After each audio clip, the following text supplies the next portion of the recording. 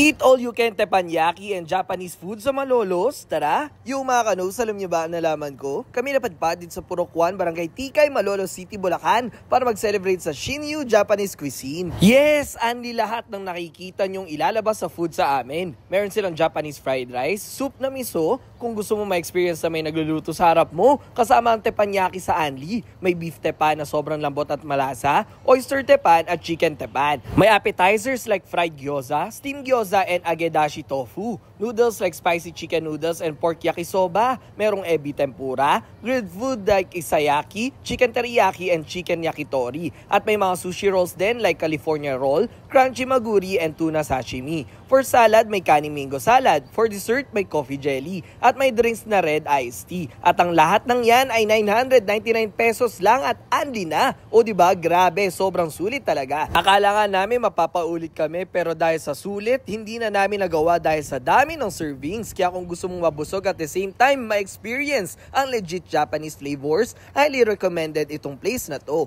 This is their operating hours kung pupunta kayo, lalo na this upcoming Father's Day. O ano pa hinihintay nyo? Tara na dito sa Shinyu Japanese Cuisine sa Malolos, Bulacan. Let's go!